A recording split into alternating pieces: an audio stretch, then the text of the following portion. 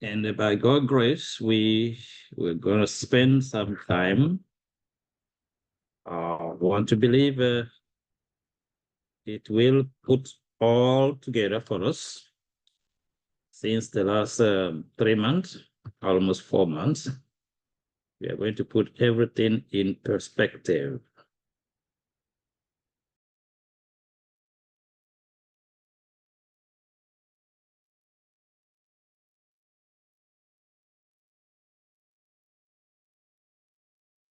We are going to look into the 7-step into a healthy, fulfilling marriage life. So this word, I think they mean exactly what it says. Healthy, healthy means what? Proper functioning. And then fulfilling, meaning it is reaching the goal and the purpose. So it is fulfilling. It is fulfilling, meaning it is coming to the purpose for which it was designed. Now, if it is fulfilling, it has to be according to purpose and vision of the one that has initiated the marriage.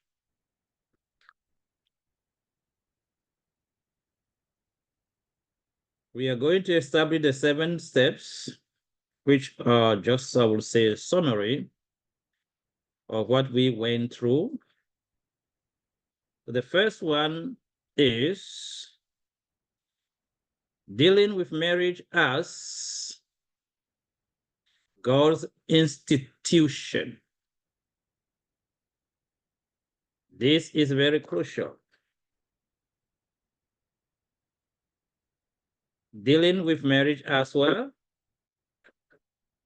God's institution.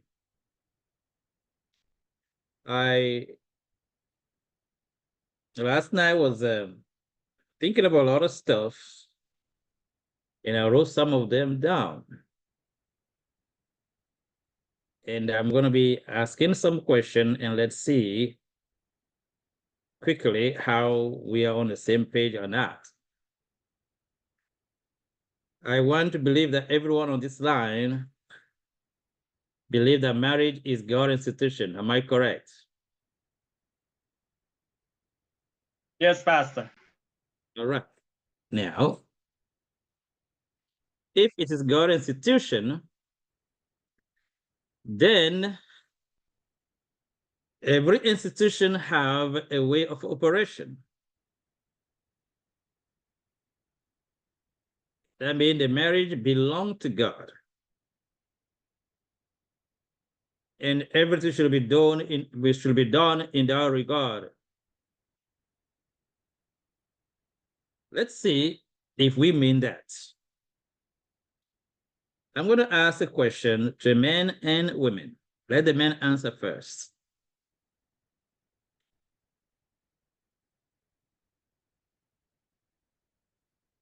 Question number 1.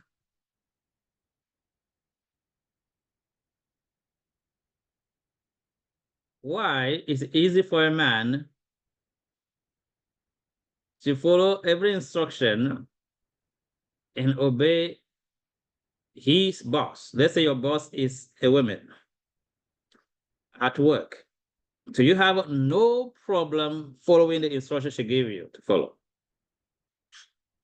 But you have a problem with your wife when she needs something realistic, honest, and she asks you to do that. Why men have a problem to do? Anybody?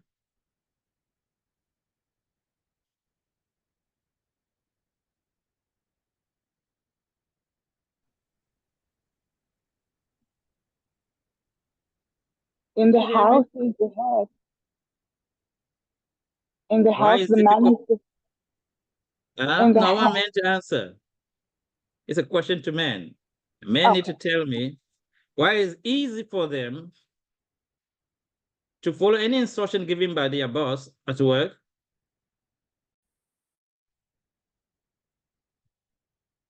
Pastor, it has a lot to do with ignorant pride. I'll just put it that way. Pride from who? It is from within. That is why I call it ignorant pride. Okay, this is a very good answer. So why the man follow the instruction given by his boss at work? Why? Because he wants to make sure that he can bring in the money. Yes. Is the fear of not feeling like a man to bring the substance home. Okay. In other words, you obey because of the principle of the institution. You see that? If you don't obey the boss, the policy give her power to fire you. Am I correct? So you are not really obeying your boss because you know outside of that building, whatever she says, you have a right to say, I don't care or I don't do that. But at that workplace, there's a rule, there's a laws that are ruling and leading. We remember we said that men don't lead, nobody leads. President don't lead, no one lead unless they are dictator. Principal lead, even a dictator is the wrong principle in him that's leading, not him. So it is the work policy that the man knows very well that make him available and accept to follow the rule. Now, because the same boss outside of work, does that boss have any power over the man? Huh? No. No. So that means it's not really the boss, it is the rules, the principles of the company, the work policy that give power to the boss. And the men obey her because of the work policy. In marriage, if we consider marriage as God's institution, then it's going to change everything. People will act according to that consideration.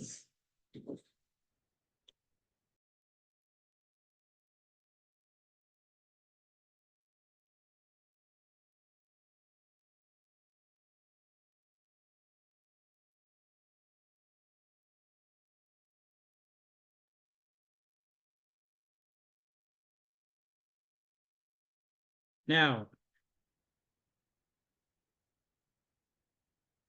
when we consider marriage as it is, as a God institution, and God has set up principle and rule to guide the operation or regulate the operation of marriage life, then we are going to deal with each other based on God rules, not as we feel or as we think. Because at work, a man respects his boss, not because she is something by herself. No, it's because the work policy give that order and give power that whatever she says goes, because it's for the good of the company. So we are seeing that the relationship at work does not depend on how people feel. It depends on the work policy. So if marriage is considered as divine institution, then everybody gonna act that way.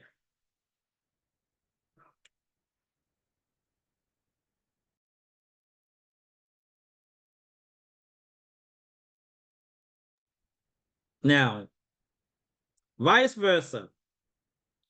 Women, when you go to work, you have a boss that is a male. And you have no problem following and obeying whatever he says. And he have no relationship with you really. But your husband at home, appointed by God to be the head of your household. If you get sick, he will take care of you. Whatever happens is his responsibility. But it's difficult for you to submit to him. But you have no problem submitting to your boss at work. Can any woman explain that to me? I would love to learn how that works. I want to be educated about this one.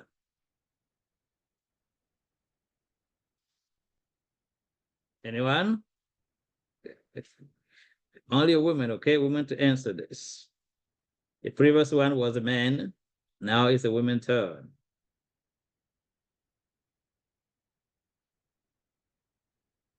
Sister Pastor, Naomi, that only you may go happens. ahead. I'm sorry, I Okay. see Sister Naomi's hand raised, and then you may answer, Sister. Was that Sister Rochelle? Yes, please. Okay, go ahead, Sister Naomi, and then Sister Rochelle. All right, Sister Rhonda, thank you. You know, we live with our husbands, we see their failures at times, we see their shortcomings, and sometimes we begin to not to trust their judgment. So we think maybe for now they will not take us through. But the other people in the offices, we just see them in their suit, in their jacket. They come out looking best and confident, and backed by the law too, by the regulations. We feel we should obey them. They know what they're doing. I think that's just what I wanted to say. All right. That's good. Anyone else? For me, how I see it is that women working in the office or working for a boss, a male boss, he is usually nice. In most cases, not every case, but he's usually nice to the females and You usually what? Let me get the accommodating. word. He's what? Nice. Nice? Yeah. Well, Are that's you my serious? experience. Yeah, So that's my experience okay, if the man working. was not, if your boy's not nice, then you fire him, right? You sure? That was my experience working with male bosses. No, that's a call personal relationship with people is different. Okay. You're talking about the way things works, the work policy. All I'm trying to transpire to us is that I'm trying to convey to us is that we are dealing with each other the way we are doing it because we disregard marriage as God's institution. That's the whole point. When you go to work, you don't deal with people. Your boss will do something you don't like, but you swallow that up like that. Why? You want to save the job. You know how things work here. If you want to raise your voice, you might be shown the door out, the exit. So to preserve your job, you comply to the work policy. Our problem is we do not respect marriage as 100% God institution. That is our real problem. If we respect marriage as God institution, then we are going to deal with each other according to the rule God has laid down. And it becomes very easy.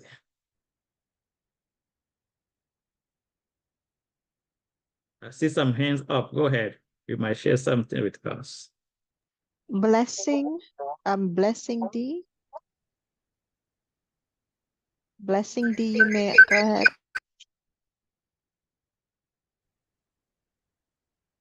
You're still muted. Oh, I see what you have two devices open. Okay, you need to turn off or turn down or mute one of the devices and then use the other. Or if someone is in the same room with you with the same device, they need to go to the other room.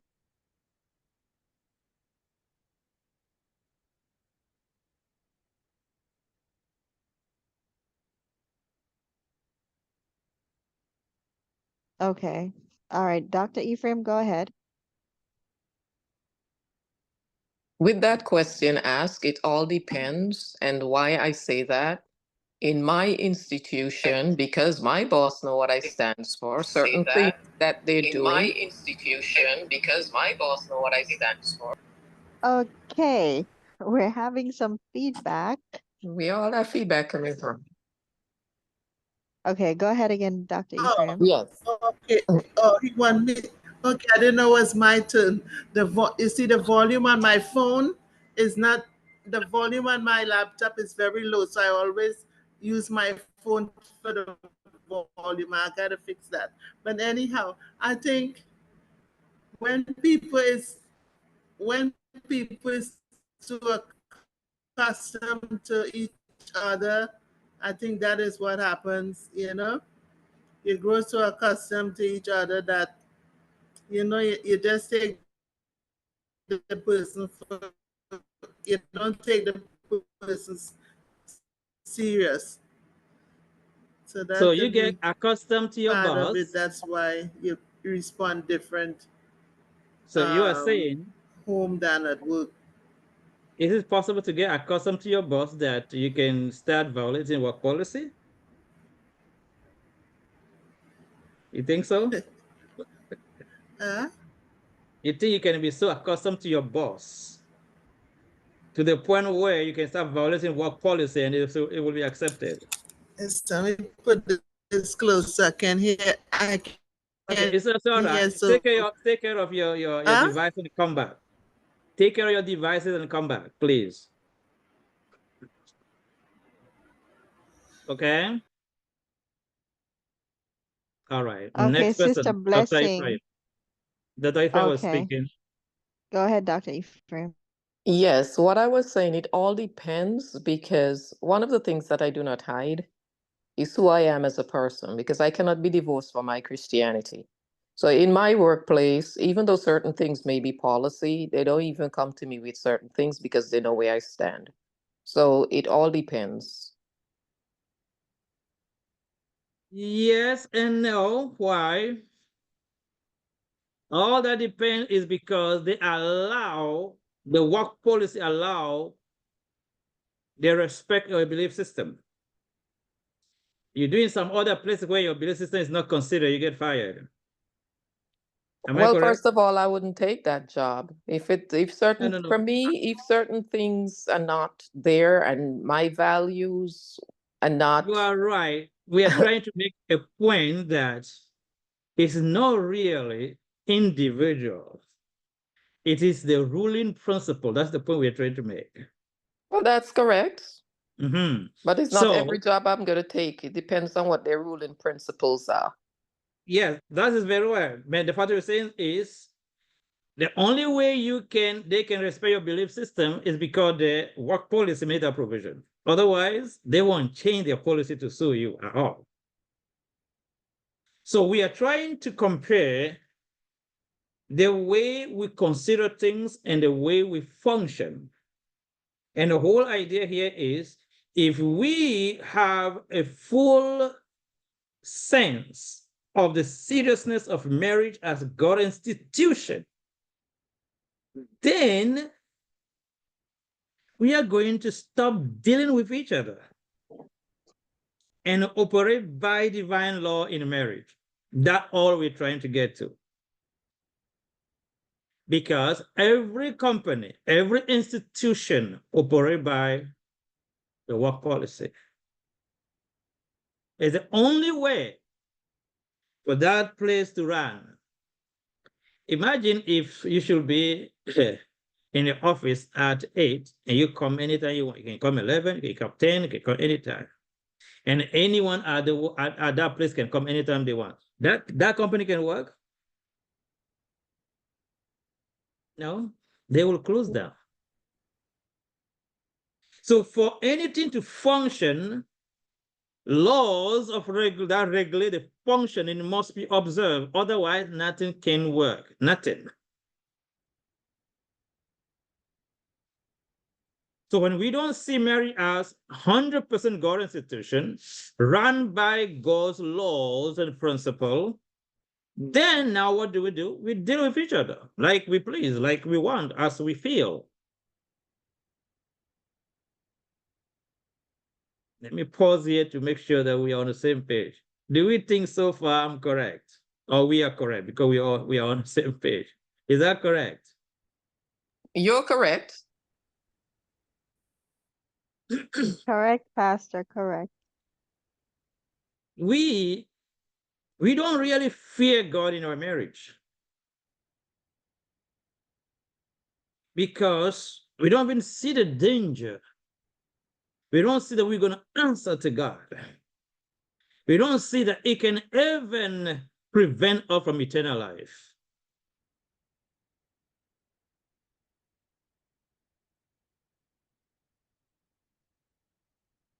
Then we just deal with each other as I feel, as I please, according to my culture, according to the way I see things.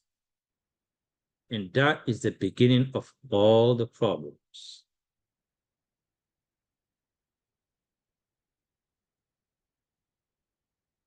So it's the perception we have of marriage in our mind. We are Adventist Christian, but in our marriage, we live according to our culture. If you're Jamaican, you live your household according to Jamaican culture. If you're American, you follow American culture. If you're African, you follow African culture. If you are Muslim, you follow, I don't know. So we are in that kind of situation. So until marriage becomes God property and we let God rule, we are not going anywhere. Somebody raise hand. Bonnie, I don't know if it's a sister or a brother. Go ahead. Wait, did you leave somebody behind, Sister This is a Rhonda? sister. Bless, But I was bless. testing out the reactions. But Okay. in that answer to that question, I don't have to go home with my boss.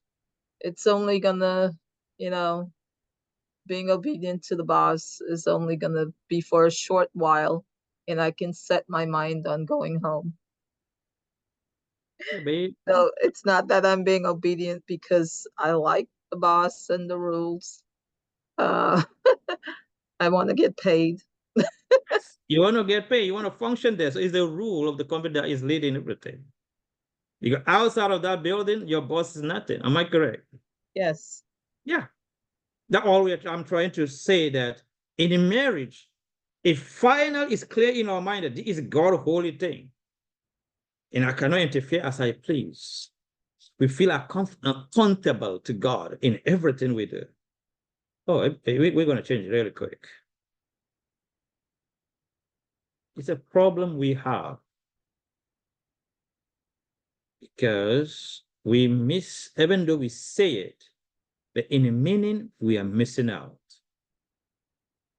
We don't have fully the consciousness of a marriage as God's solely institution. And that is a big problem. Very much. Go ahead, Sister Karen. There was a sister Blessing or Blessed. She's okay. Sister Rhonda, she spoke also because we don't want to neglect anybody. Yes, Pastor, she had made Okay. her point. Yes. All right, go ahead, Sister Karen. Hi, everybody. I understand what you're saying. It just seems as if what you're saying now, it would have been so good to know years ago. A lot of us would have avoided a lot of situations. The issue is, how do you fix where you are right now? I think, as you say, culturally, men, I'm from the West Indies, and the culture there is that they treat women like what I've seen, their maids, they do the stuff in the house, they do everything. A man just hang around. He comes in and he doesn't really have a lot to do with rearing the children or even, doing a lot around the home. And this is infiltrating into the Christian church. As Adventists, you're not being discipled. Men are not being discipled to be leaders, to be priests, to understand how they're supposed to function. So they just get baptized, but your mindset, your culture, your background, it's still with you and you carry that on. So there's a lot of miserable women because your home lives are miserable and you're not treated as if you are human, as if you mean something. You're taken advantage of, and in a sense that you're like a horse. You do everything, yet still the man thinks that he's the king of the castle. Somebody said that, and that's what they get from, they pick patches it out of Ellen White books and use it to say that this is the way it should run. So I think there's a need for discipleship for men, young boys and men, to understand this concept that marriage is not just a contract or not, but it's something that God has instituted to glorify his name. And if we don't live right in our homes, God is not glorified. And I think that's something that I don't know how we're going to get it across to the majority, or how do you get it to the church to disciple men and young men to understand this principle? But I think that's something that needs to be done because a lot of us as women, we're suffering because of it. Okay. Pastor, Yeah. there's a comment in the chat says, when the husband is not God-fearing, it's difficult to submit to the husband. And so I thought of it, when the marriage is ordained by God, then it's easy to follow the principles of God. But if we get up and just marry anybody anytime just because we feel like we like them, then we're going to have a problem from the very beginning with principles. So if the marriage started out without the principles of God and we are unconverted and we are both carnal, then continuing with the principles of God is not going to be a reality. So, All right. as a All of yeah. that. Sorry, you finished? No, I was just saying the person in the chat was saying that the husband is not God-fearing to begin with. Okay. Number one, we keep repeating the same thing. Who make a man the head of the household?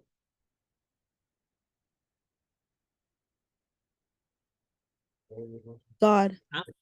God. Who made Lucifer covering cherub? God.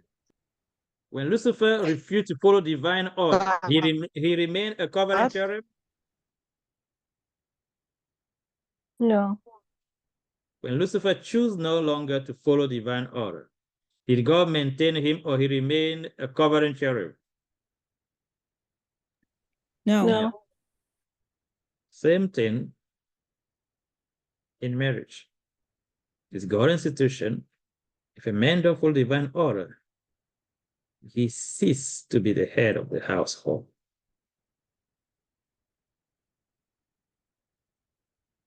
And that might disturb the feeling of some of men, but I want you to pause and to think about it. If God made you the head and you don't want to follow his direction, then he had to let you go. So a lot of men in a household are no longer considered by God as the head of the household. They are just doing a kind of usurpation of position. I am the man in this house. Yeah, but God is clear on what to make you the head of the house. You're going to be the priest in the household. You're going to provide for the household. You're going to protect everyone. You're going to educate your children, everything according to God, where you lead as a priest in how you by the word of God, all of that. If you're not following none of that, you are not the priest and the head of that household. Any man, do you disagree? If you have any man on the line, if you disagree, let me know.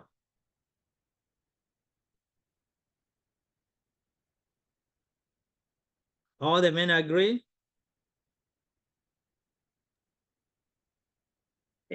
Yes, Pastor. Okay, thank you for one man. This is very important. Same thing for women. God built you to be a helpmeet. God built you to share the mystery of life with you.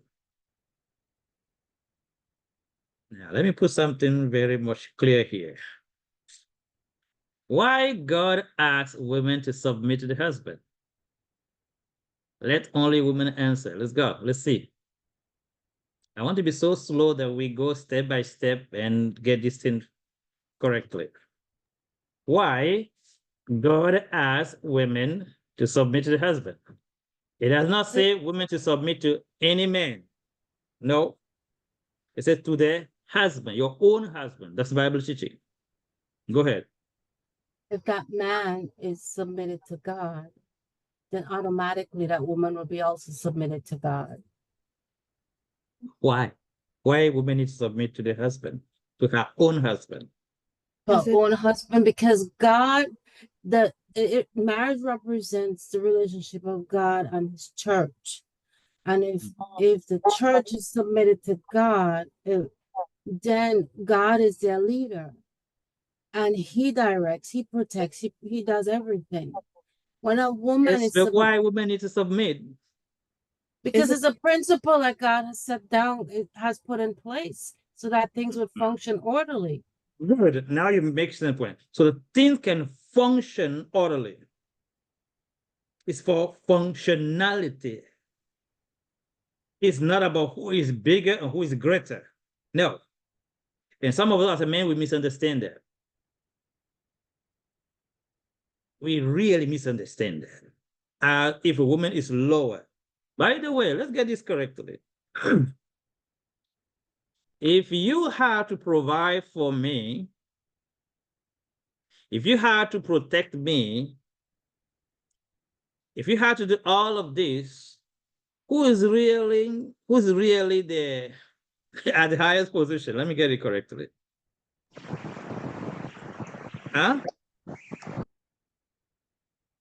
If you will go work whole day to provide for me, if you will make sure I am safe, you protect me, provide, profess all of that, who is really at the center of the game? Who is really ruling?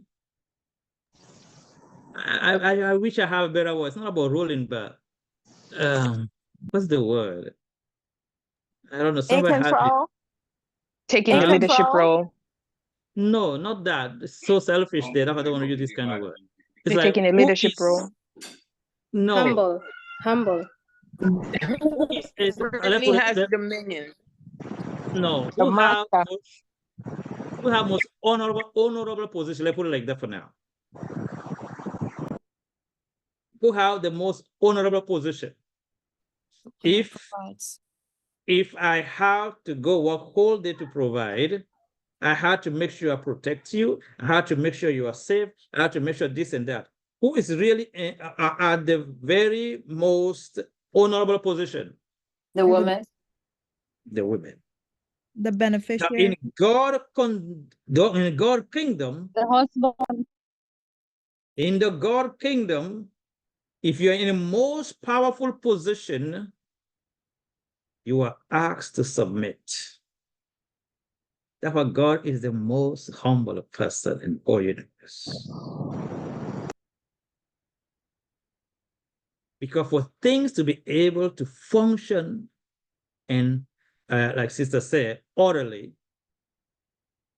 it is very important. Because the only way I can protect you, you got to follow.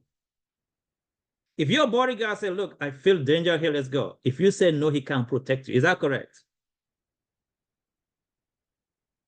Hello? Pastor, that's correct because I just want to share this real quick. So my Yeah, family and I, we went walking this evening and we went to a new nature trail. And my husband and I wanted to be adventurous. So we went to a path that's like not, it's a really terrible path, to be honest.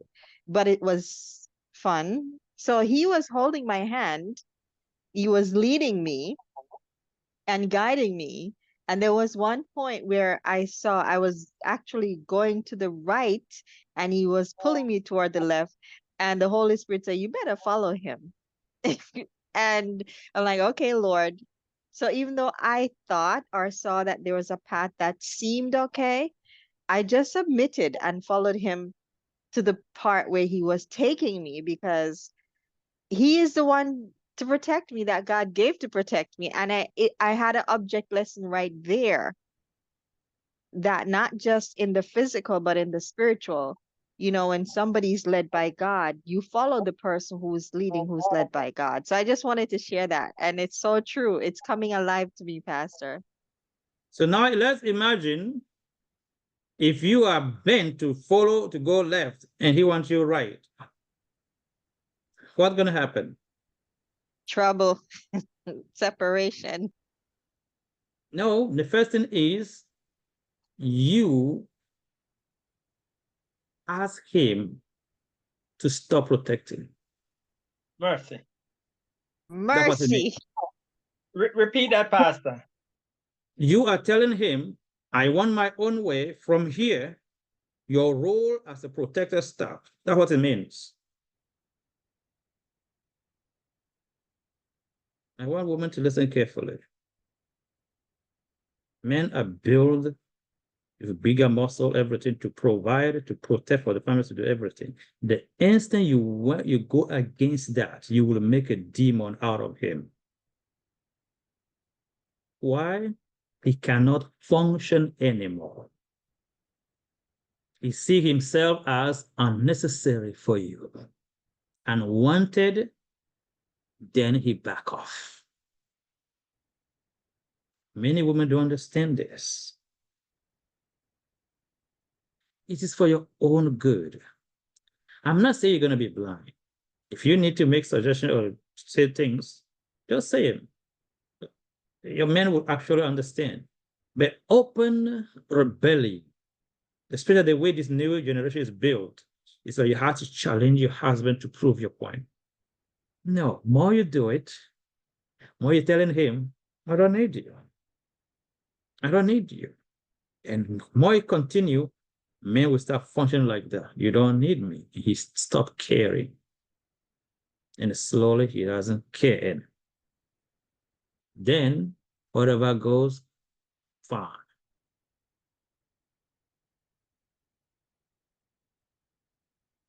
Men operate very differently. Even look at God. Look at how Christ dealt with Judah. Christ did everything.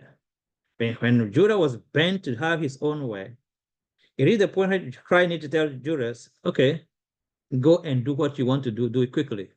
Am I correct? Christ can't do anything anymore. Even God in the wilderness, he can't do anything if the people say no. And they did say no. God for 40 years can't do anything. So when we do not want to follow order, we are telling the other person, you don't need to do it. Let me handle my life. And it's a very serious that I'm trying to say it. I wish I have a better word. A lot of men reach the point where they don't feel not even any obligation to provide for the household. It is wrong. I'm not saying it is correct. I'm saying there's a deep root in these things. Vice versa. Yes, Pastor, I feel like you're on the man's Vice, side. no. I If you're following feel very like well, you you're want on to the say that. man's side. No, sister. You're Well, not, if you follow, some of these men are not, they're not good leaders. They're not nice. you see, you say you feel, right? I'm not talking about feeling. Talking about principles.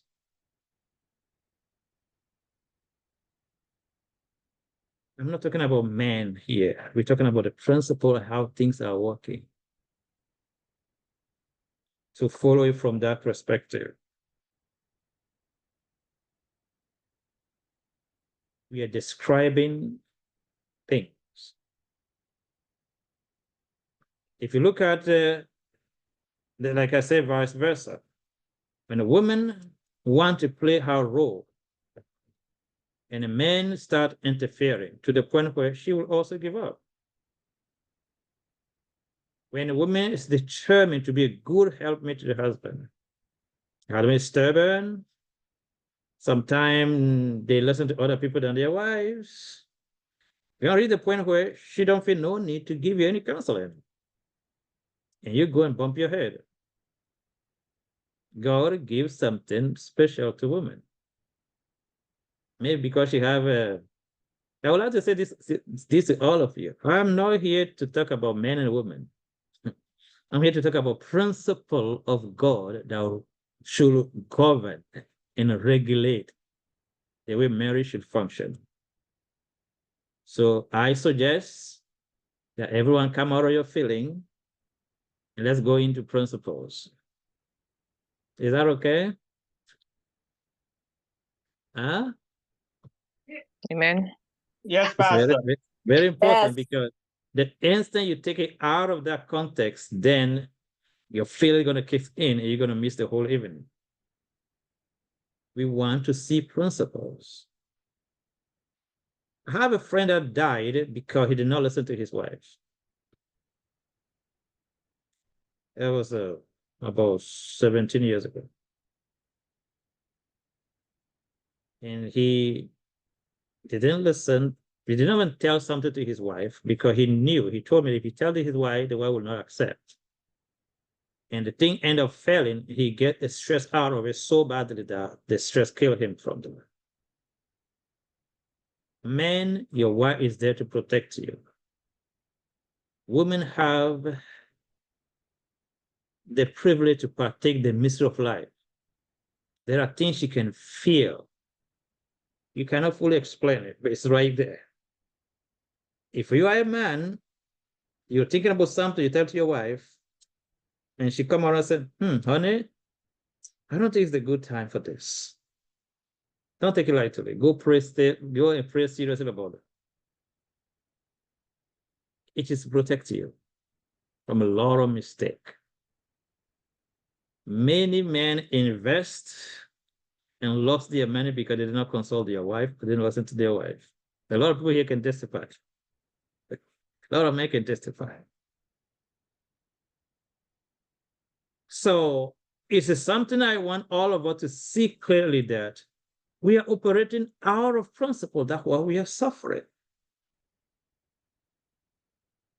God put someone to be a helper.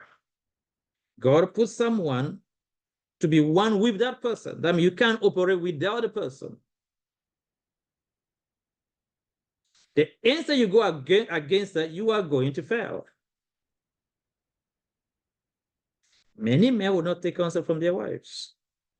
They can take counsel from their family, their friends, but not from their wife. Oh, you are done. You are done. Why? It's not about the woman. You are against principle. You can't function right. You cannot function right. So it's vice versa. So a lot of women, because the husband don't listen to their counsel, so what they did, they don't care anymore. So now you're going to be making mistake and mistake and mistake.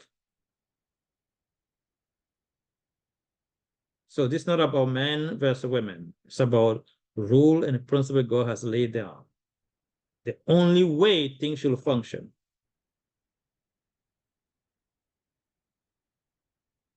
Let's continue. Number 2 is God's purpose and vision for marriage. Let me see if we are remembering. What is God's purpose and vision for marriage? Anyone?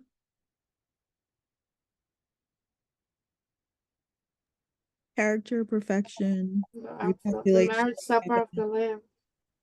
1% of the time.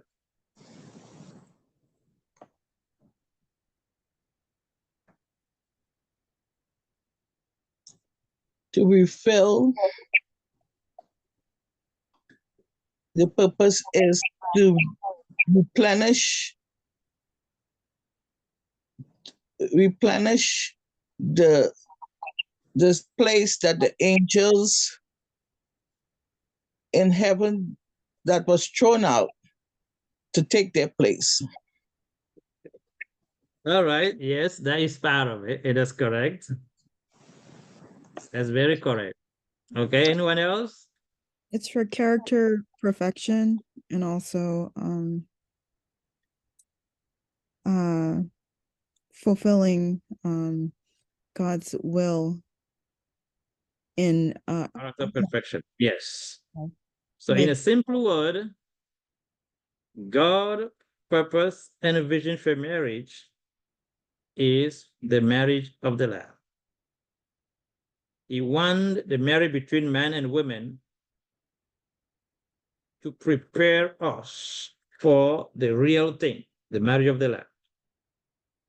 That is God's purpose and vision. That's the ultimate. Beside that, like the sister said, to repopulate heaven, to do this, fulfill the thought of God. Remember the presentation. But the main thing, the ultimate purpose and vision of God for marriage is the marriage of the Lamb. What is the Bible reference for that? Anyone?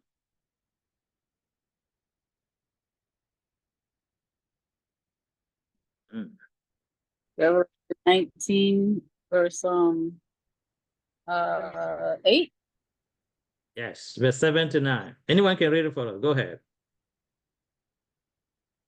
It is God's purpose and vision for marriage.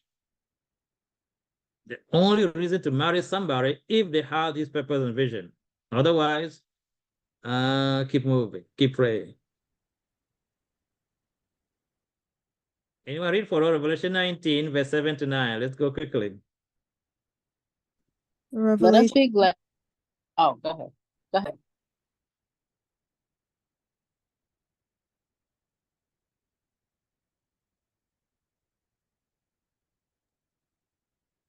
Let us be glad and rejoice and give honor to, for the marriage of the Lamb is come, and his wife hath made herself ready.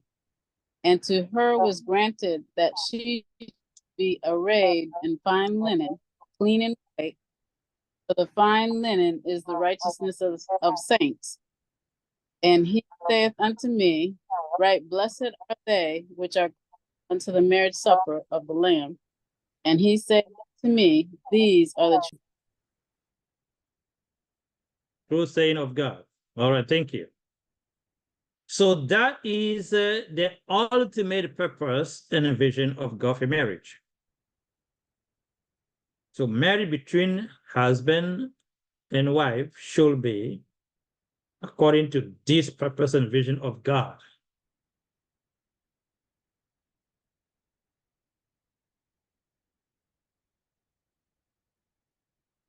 When this is very clear, then we're going to move to step number 3, which is the law in marriage. So what is the law and the principle that regulate the marriage between man and woman? Anyone? Unselfish love. Yes, that's correct. I want you to connect it to the previous the number 2, which is God, purpose, and vision. Your answer is 100% correct, okay? You just want to link it to the previous one. What is the law and the principle that regulate marriage? Really, this will be quick by now.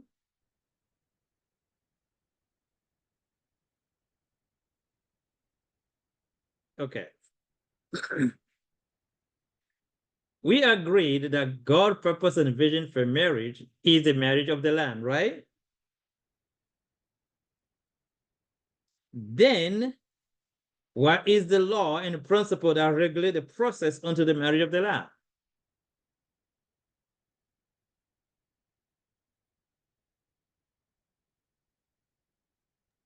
Of the selfless character of Christ. Yes. It's also, in a simple word, a covenantal, selfless relationship with Christ.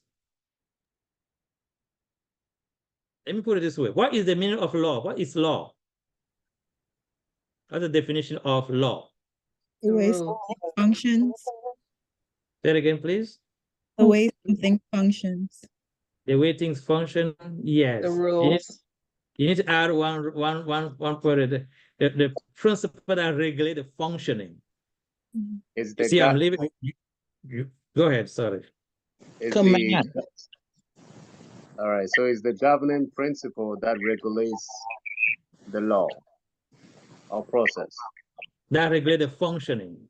So that is the law. It's a good definition, perfect definition. So if the law of marriage, or let's put it this way, the ultimate law, let's put it like that. So it will clarify a lot of other stuff. The ultimate law of marriage is the covenantal relationship with Christ, selfless love with Christ.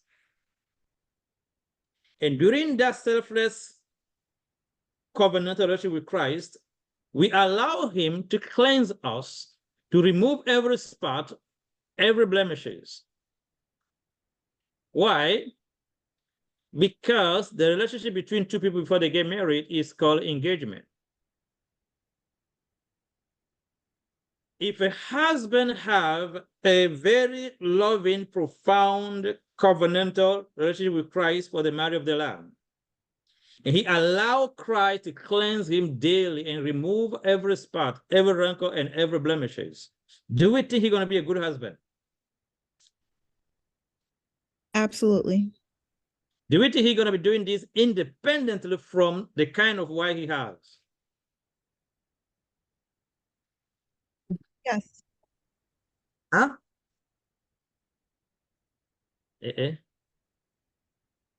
Hello. No. Do we think the man Yes. should independently have a loving covenantal relationship with Christ for the marriage of the Lamb? Yes. Yes. Yes. And during that covenantal relationship with Christ, Ephesians 5, verse 25 to 27 read, "Husband, love your wives, even as Christ also loved the church and gave himself for it, that he might sanctify and cleanse it with the washing of the water by the word." Verse 27, that he might present it to himself a glorious church, not having spot or wrinkle or any such things, but that it should be holy and without blemish. So before the marriage, because we need to put on the white linen, very clean, which is the righteousness of the saint, which is the right doing, which is obedience. So when a man have that clear and he have that kind of relationship with Christ, he's going to be after God's heart, a man that understands marriage, a man that is living according to the law of functioning. If the woman is also doing the same thing, guess what? They will be able to function properly. If you remove that, we have a problem. And that is the problem in many marriages. We are not focused on our character perfection. But that should be the only aim of our marriage. Marriage between men and women is a training ground. It's a way to prepare us for the marriage of the Lamb. So when the instant you disconnect marriage between men and women from the marriage of the Lamb, everything collapses. And that is the problem we have in a society. God has designed marriage to be his institution, and he has a purpose and a vision for which is the marriage of the Lamb. He set a rule and laws by which you're going to walk by, which is a covenantal relationship with Christ individually. And through that relationship, everyone should be cleansed from their defects, from their spot and wrinkle and blemishes. If you remove that, nothing can function right. Therefore, you can be married to somebody for 20 years, 30 years, remain the same. Why? He's not engaged to cry for the marriage of the Lamb. So he's not working on none of his defects of character. He came the same defect for 30 years. Hello? Am I making sense? No one can change anybody until we choose to be changed, and God will do the work of changing. Look in the wilderness. When the people refuse to follow divine order, God can't do anything. Think about this. If God can change people, what could you do? Anyone? If God Almighty, our Maker, can force us to be changed, can you change your spouse? No. There are many married and expecting the, I'm going to change her. I'm going to change him. Many think, oh, we get married, we will change. No. Unless there's a commitment, there's a relationship between individual and Christ. So beside that, it's not going to work. And that is a surprise in most of the marriages, where you can take all the counseling you want, until individually, both of you are individually committed to Christ in a loving, covenantal, sweet, fulfilling, satisfying relationship with Christ. You are unfit for the other person. Husband, if you don't have a profound, satisfying, loving relationship with Christ, you are unfit to be a husband, a good husband to your wife. If you are not satisfied with the relationship you have with Christ, you cannot be satisfied with your wife. It's impossible. Vice versa, women also. The need of the soul cannot be satisfied by any human being. The need of the soul is so profound, so deep. Only the Maker can satisfy it. Either way, let me put this way. Let me put this way. Christ died for us on the cross. Is that correct? Huh? Yes, Pastor. Yes, Pastor. If that love does not satisfy you, do you think your spouse can satisfy you? No. No, Pastor. No. And that's why some of us, we are never been satisfied in our marriage life. Because the need of your soul cannot be met just like that by an individual. You have to have a higher satisfaction first. Then at the level of human, we follow. There's a deep need of the soul that needs to be satisfied first. The soul needs to be reconnected to the source. Receive all the strength, wisdom, everything from the source. Otherwise, no. Many of you, or many of us, we are locked in marriage life, we don't know what to do. We can't even, it's always in the head. It's like there's no solution. Yes, there is a solution. Go back to how God designed things to be. And you can heal 100%.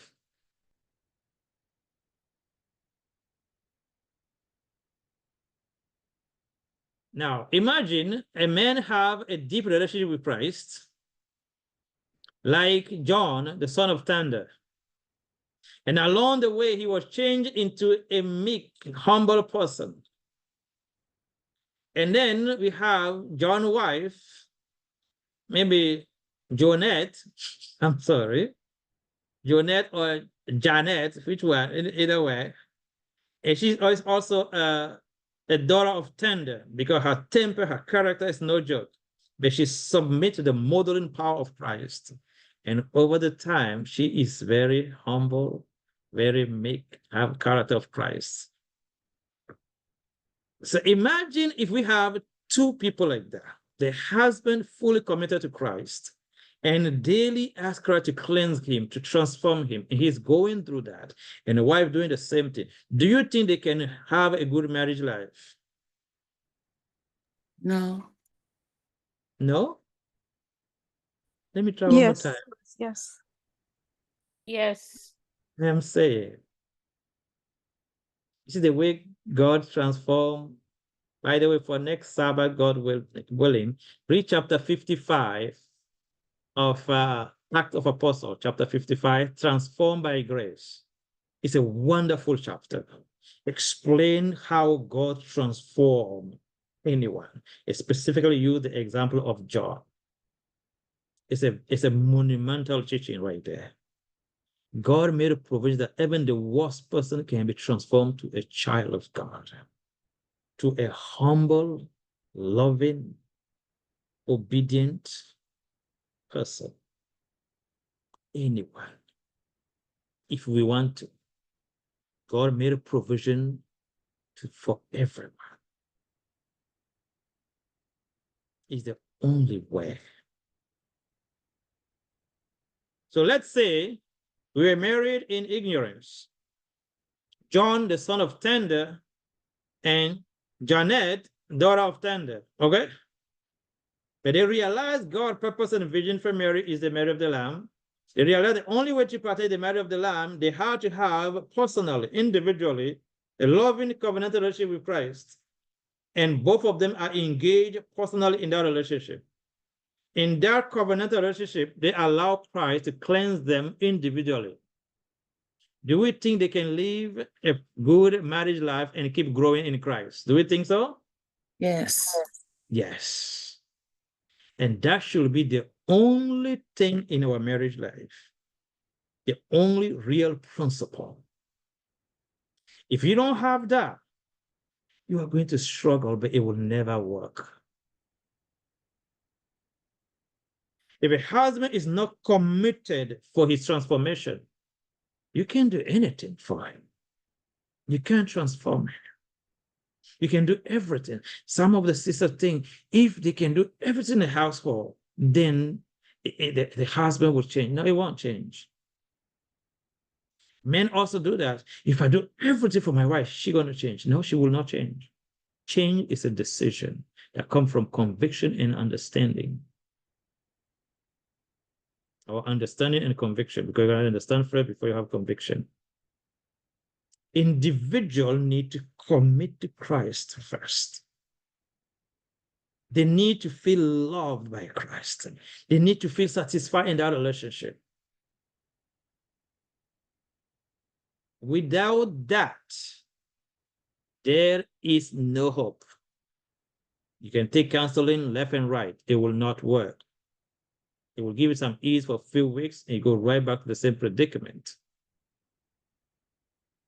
Now, when both are in that kind of relationship and they are willing for Christ to cleanse them from pride, from selfishness, from jealousy, from anything, then that selflessness is a principle in them.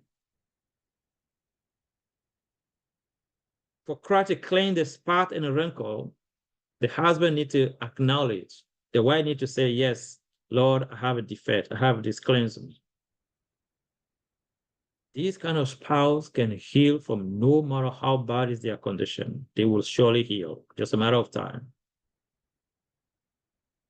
Now, when both are so selfless, then next step is how they can function.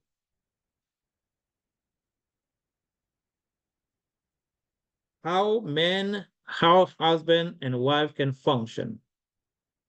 The law and the principle of a functional relationship between man and woman. We're saying husband and wife to be much accurate. Now, here we are going to link the need and the law. That's number 4. For a husband and wife to function, they have to have a law, and the law should take care of the needs. Look at this. For me to live right here, I had to breathe, I had to eat, I had to drink, and I had to move. At least 4 things.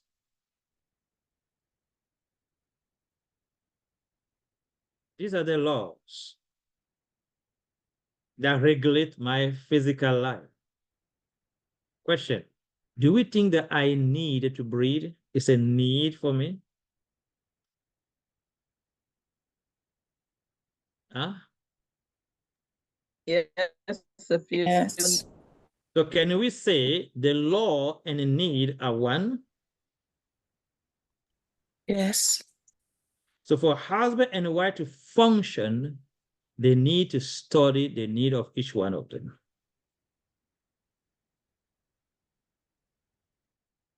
This is where you and me, we're going to start disagreeing, or we're going to become a good friend forever.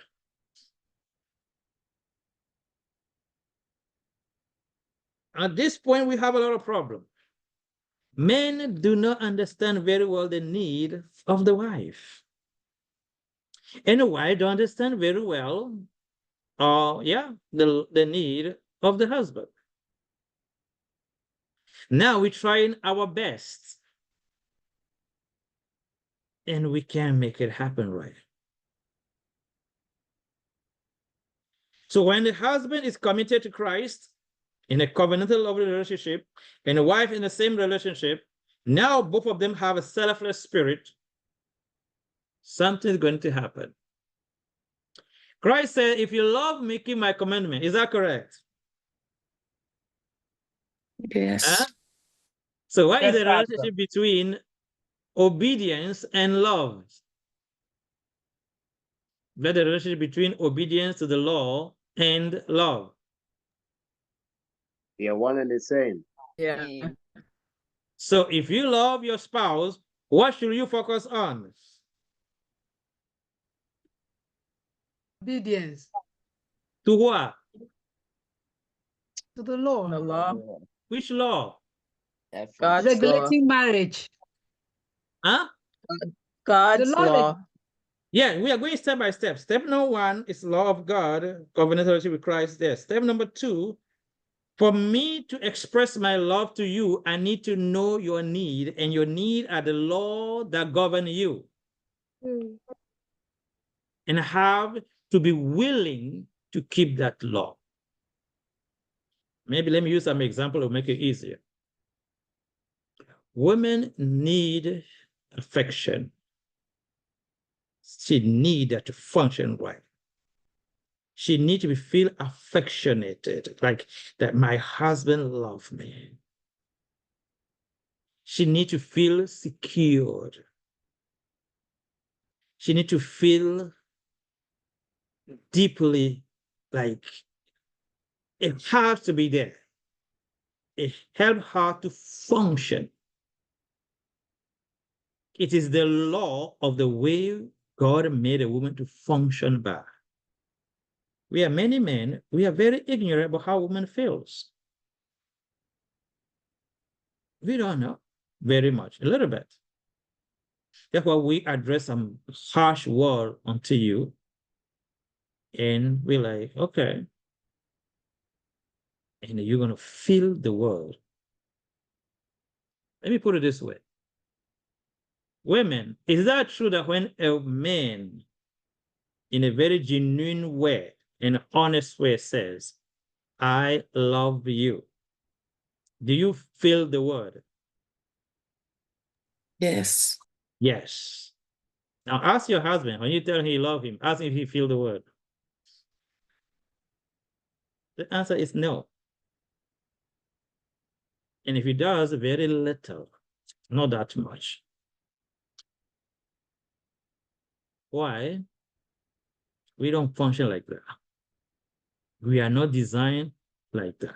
Please don't get me wrong. I'm not saying when the wife tells to the husband, I love you, mean nothing to him. I don't say that. But we don't feel it like a woman feel it. Different.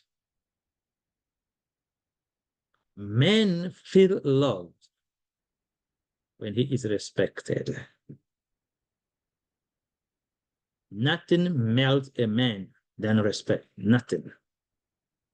Not even sex. Sex come way after. Number one, when we feel men around, we will do anything for him. We will take a second job. We'll do anything.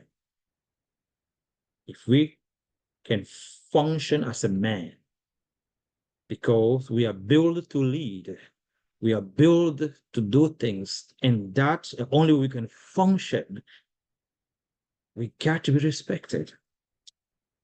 It's not because we want to, it's because a need for functionality. Same thing for a wife. If you are a man, you completely disregard the way your wife feels. You think if you can pay the bill, do everything, that you're doing great. Maybe 10%. If your wife is going through some tough time and she doesn't feel the emotional support from you, guarantee you can pay all the bills you want. You're reducing yourself to almost nothing. If a woman are faithful to their feeling than anything, because God built a woman with more emotion and more hormones, because they are built to be nurturer.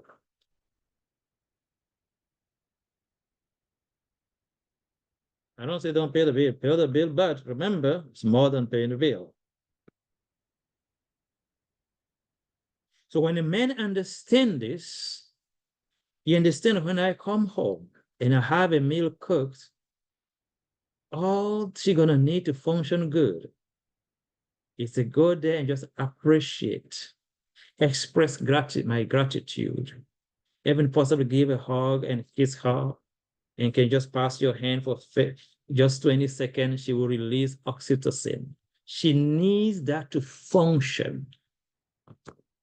Tomorrow you're gonna have a better meal. If you come back, you find a way to start complaining, you're not grateful for nothing, tomorrow maybe you're gonna have a worse meal or none. You cripple her because you don't understand her need to function right. So for husband and wife to be able to love each other, they got to study. They have to do what? Study the need of each other.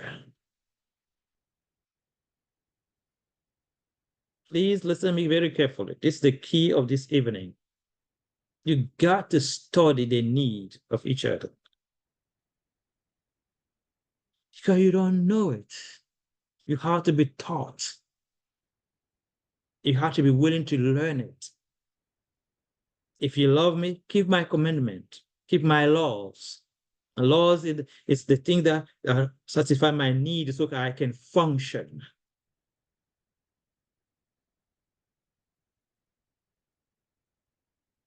Any man, tell me right now, tell me exactly how woman feels when they have orgasm. Tell me 100%.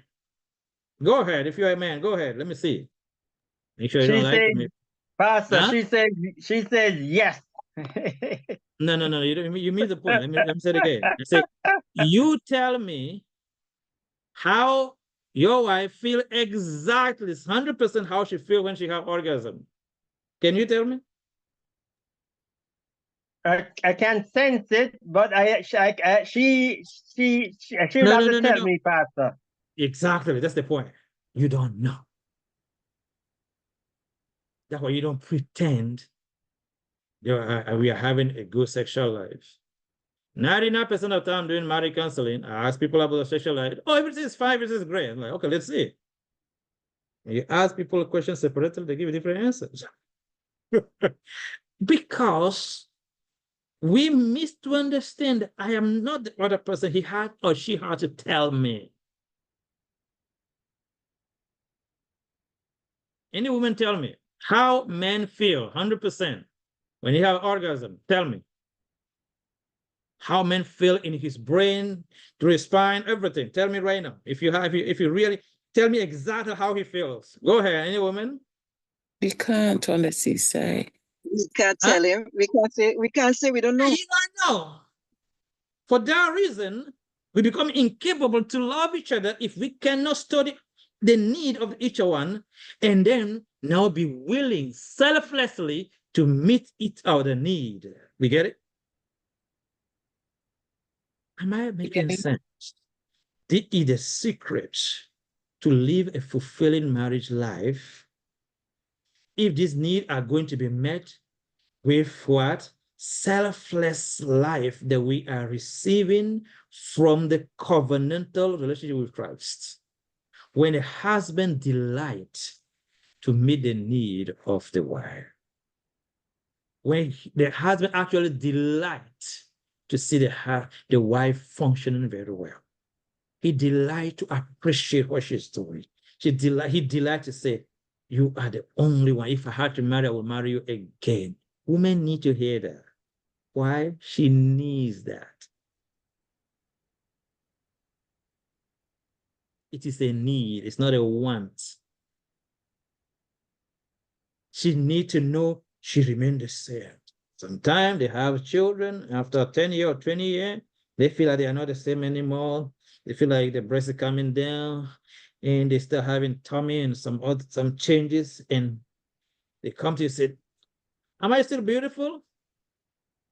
And don't lie, she is beautiful. You gotta say it. My body happened like this, and that's not a problem. I love your soul. Be very honest. Your body changed because of me, and I love it. I love the change. The body changed because you give me children. You see that? And praise the things that have been done with the change of the body so that she can see and feel beyond the body. And you have to do that as a man. Why? She needs that to function right. Otherwise, she's going to be feeling bad. Put her clothes on, doesn't look like the way she wanted. Put another one, because she start questioning herself. Am I the same woman for my husband? And the man, you must make sure she feels the same, even better. A man needs to know and reassure your wife about her body. It's extremely important. Women care seriously about their body. That when they pass you by, they look by to see if you're looking at them. They like it. They feel good about it because they are created to be a living, lively picture, if I can put it like that amaze a man and that create a principle of functioning. A man, you need to study your wife very much. So I recommend once a week, husband and wife sit down, especially Friday, and talk. Find a way to put the children to bed. If they are grown, let them go somewhere, or both of you just go somewhere. Just 30 minutes to an hour. Honey, what do you think I should do better? I should have done better this way. And we got to learn how to communicate. That's going to be number 5. You can say the same thing differently. You can say, I don't like this, I don't like that, I don't like that. The same thing you can say, I would prefer if you can do this thing this way. You're saying the same thing. One is positive, one is negative. I don't like the way you dress. Is that true? Yes, I don't like it. But I can also say, I would prefer if you put on the dress you put on the other day. I'm saying the same thing. One is positive, it suggests a solution, it's constructive.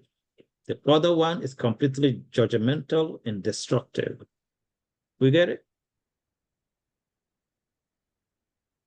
Yeah. Very important. Wife, you want to rebuke your husband doing something wrong? Don't just cancel. Oh, you are a grown man. You keep acting like a child. That's called an insult.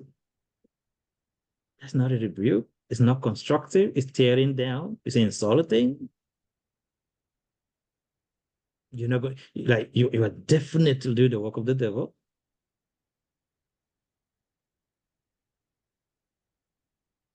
So we need to learn deeply the need. How can I talk to you that you can function right? Then I need to learn that. And when I miss, then I come to you, honey, I'm sorry. I should not talk to you like this. I'm very sorry about this. Now, both of them are in a loving covenantal relationship with Christ for the marriage of the Lamb, where they want their defect to be corrected. So they are willing to know their defect and let Christ deliver them. And both of them get in prayer, say, Lord, I'm impatient toward my wife. I don't respect her the way I should be. Lord, please change me. And God gonna help you. And while doing the same thing, Father God, sometimes I'm in my emotion. I don't address my husband in a proper way. And God will delight to change both. If you choose to do this, I promise you in a few months, you're going to have a brand new marriage back. Some people say, we don't have any problem. Really? It's not because you pay all bill, you function in life, that means you have no problem. Maybe you might not be communicating very well. A person that love, delight to meet your needs. And your needs are for what? For proper functioning. For what? For fulfilling purpose. Marriage should be cleansing, should be something that sanctifies us. It should be building each other in respect, in talent. Nothing much powerful than to white out to your husband, I know you. I know you can do it. I know if you go for it, you can do it. I believe in you. It's powerful than anything in this world. If you come around and say, yeah, we have been married for so long, you can't do anything, we're the same way, then guess what? He will not do anything. Like he will be just like that. And we take our word very lightly. Our words are very creative. So what am I saying? We have physical need. We have emotional need. We have intellectual needs. We have emotional, intellectual, spiritual, and physical. All four needs. Every man needs to study the need of your wife at these four areas. Physical, meaning the way she looks, and then the way she feels, healthy. You need both. Man, you should take your wife to shop for her underwear.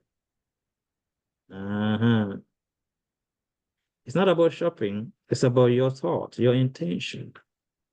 She will act like that whole lot. But for we as a man, we don't care. It means nothing to us. For her, I mean a whole lot.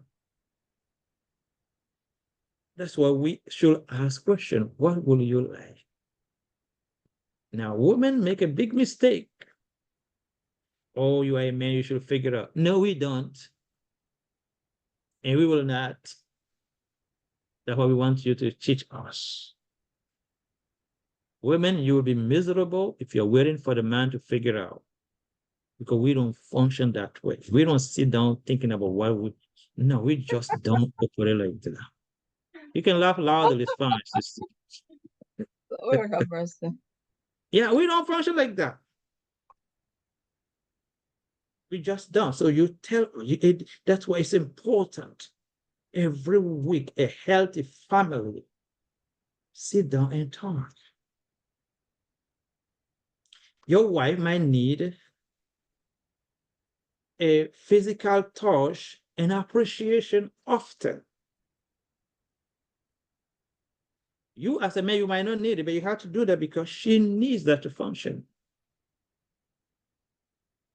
Your husband might need very regularly to be appreciated. Husband, I'm thankful to marry you because I don't have to worry about the bills. I don't have to worry about this because you are the man. You provide for the household. You take care of the children. If I had to marry again, I will marry you again. Guess what? Tomorrow, you might even want to do more, may take extra hours because he feel a man. But if you are complaining, oh, you are just like, oh, you complain about little things. He lost motivation even for the one job he has. And you are going to suffer as a woman. Why? He will be just like it. He doesn't care. Why? He's not functioning. He feel that you don't appreciate anything he's doing. So for that reason, what is the point? It's just a simple thing we can do. It's not difficult. It does not cost a thing. Men, learn the way your wife needs to function better. You can develop a way. You can be at work and just send a short text. I just thought about you and I love you. Just say, like, hey, you know, my husband loves me. She needs that. Does the man really need that? No. But you have to do it. Why? Because she needed to function. And you delight to do so because she needed to function. I promise this a woman. If you want to destroy your husband, disrespect him every day. Talk to him loud in the presence of the children. I promise you will destroy him. And your children's future will be messed up, especially the boy. You will be unable to make them men. It's the most dangerous thing you can offer to your children, disrespecting your husband in the very presence of your children. They will lose the picture of a father figure. It's very destructive. Same to the man. You have issue with your wife, go in a room and talk. Avoid screaming at your wife. It's very dangerous. Don't do it. It will affect your children very badly. They will not listen to their mother in anything. It is destructive. So number 5 is what? Communication. You gotta communicate. I'm not saying talk. But some of us, we talk a lot, we don't communicate. Okay? So it's very important that we understand this point and work on it. Work on it in a very steady way. Keep working on that. But the main focus is what? Your character perfection. And slowly, day by day, you will realize that things become much easier and much simpler. Slowly, you will see the understanding start coming. Slowly, you will realize the hard thing becomes simpler. Slowly. And when we start, we're going to see things that, like, it's become simple. Number 6, you gotta grow. Constant growth. You gotta keep growing. Do never think that you have arrived. No. Not until the marriage of the Lamb come. You gotta keep growing, keep learning, being patient, developing character. That's why it's very much recommended that you create a time for it. And you can't grow without obedience. Obedience is a result of obedience to the law.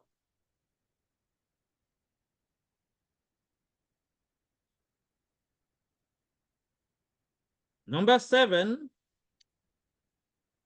be able to predict the end. That means you gotta have fixed principles. The mind needs to be made up. The willpower is so powerful. Your willpower is so powerful that even God Almighty cannot overrule your willpower. So if you decide to grow according to God's will, to have a healthy marriage, according to God's way, there's no power in the universe that can stop you. None. That means everything depends on you. God has made a provision. Now it's up to us if we will make a proper use of the provision. Nobody can change. Not even God can change it without your permission. It is impossible. So we need strong decision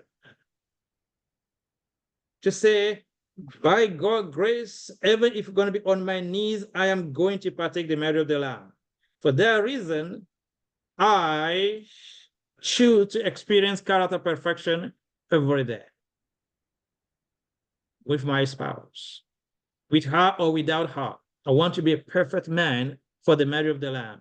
I want to be a perfect woman for the marriage of the Lamb. With that disposition, your tape is a whole new level. So you are not going to be dealing with each other. This is where the whole problem relies. You talk to me this way, then we'll talk to you that way. You talk to me this way, but I choose character perfection. I choose to commit myself to Christ. I choose to forgive you and love you and pray for you like Stephen. I choose to be perfect by God's grace. If a husband is doing that and a wife is doing that, guarantee they are going to have a healthy, fulfilling marriage life, because it will be fulfilling progressively God's purpose and vision for marriage.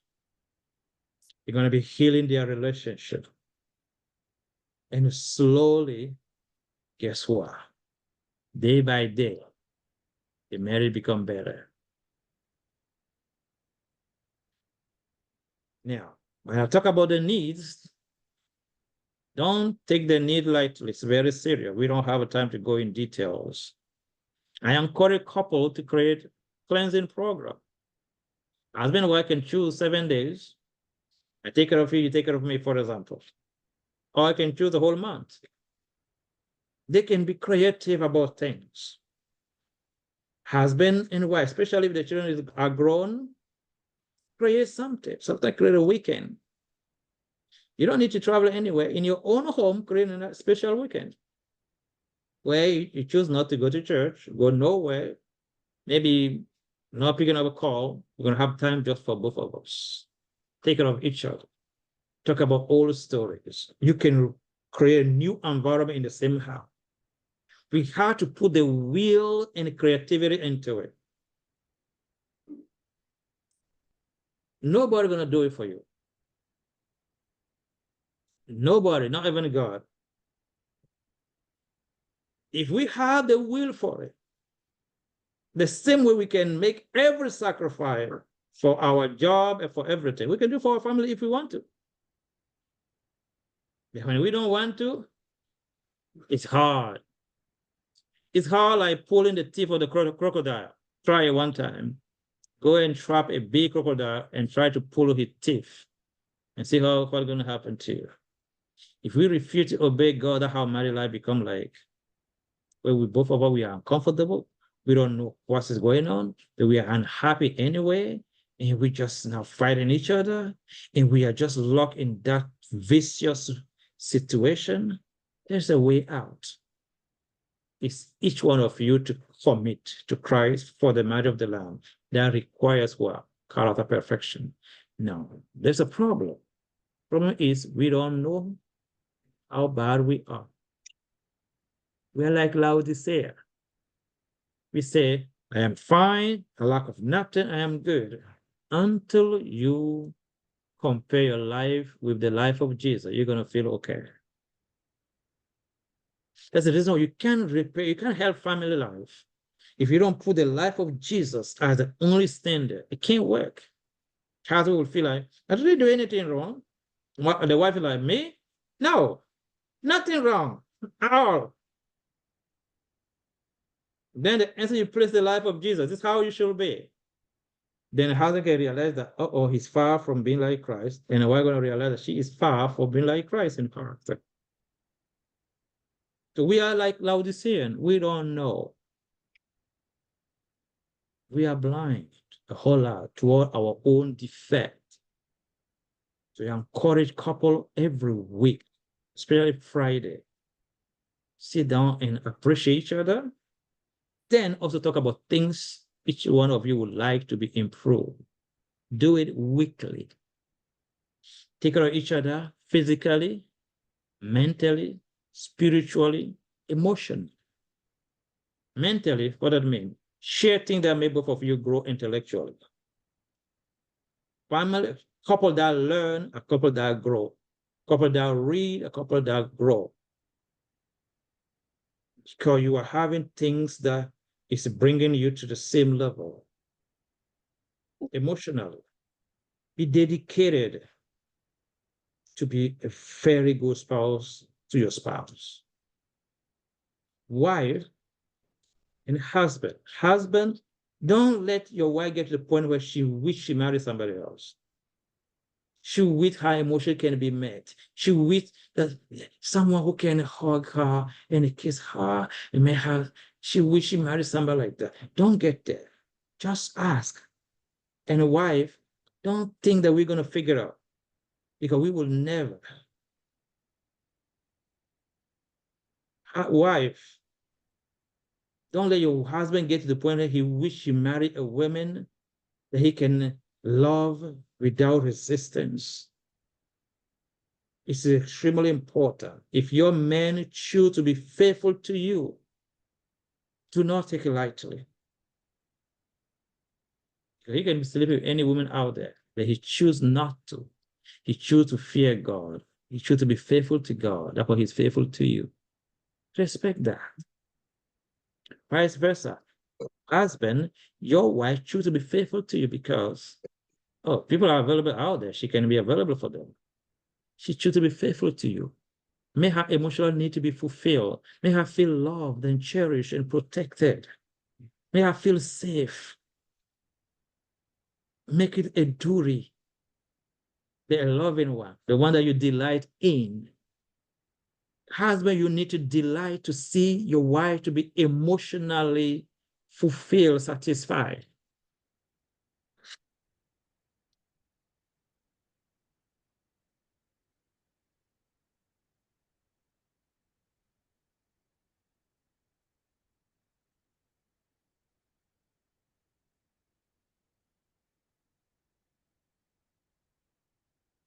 Sorry. I was saying, husband, make this your challenge. Be the man, the only man on earth. And ask question. Ask your wife, how do you want me to satisfy you sexually? Of course, in the limits of divine, no pornography, okay? Be dedicated to this. Say, I will be the only man that can satisfy her because you are the only man she has chosen. Learn it and perfect it. Vice versa. Wife, say to yourself, this man choose to be faithful to me. He's a good man. I will, by God's grace, make sure that he does not wish he marries somebody else. I will delight to meet his need, his sexual needs, emotional, mental, all the support. If both of you want to get to that level, divine power going to sustain you. So both of you need to be taught and to keep growing. So I'm going to stop right here. So to review the 7-step, number 1, deal with marriage as God institution. So you're not dealing with each other, but you operate by the laws that regulate the institution. Number 2, God purpose and vision for marriage, which is the marriage of the Lamb. Number 3, the law and principle that regulate the marriage should be what? The covenantal loving relationship with Christ, where each one of you allow Christ to cleanse them from their spot, wrinkle, and blemishes. Ephesians 5, verse 25 to 27. Number 4, the laws and need, the need of each other.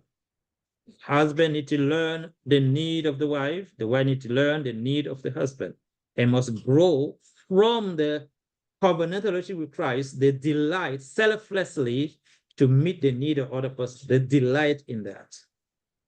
Number 5, communication. We gotta, I'm not saying talking. A lot of us, we talk a lot, we don't communicate. Number 6, growth. You gotta be growing. If you're not growing, then you are dying. You have to be growing. Grow in every area. You gotta be growing and growing and growing and growing and growing still. And number 7, you gotta have the assurance of the end. Predict the end that you're gonna partake the marriage of the Lamb. This is gonna help you in every meal, in every way. Now, sometimes it can happen that not both of the spouse are willing. They still go for it individually, personal. If your spouse don't believe in the marriage of the Lamb, you still have to go that way. It will bring you fulfillment. It will bring you satisfaction. It will bring you meaning of life. The covenantal relationship with Christ is the most powerful thing to heal anywhere. We have a whole presentation on that you can go back to. So we're going to stop right here and take a few questions and close. All right. Thank you so much for your time.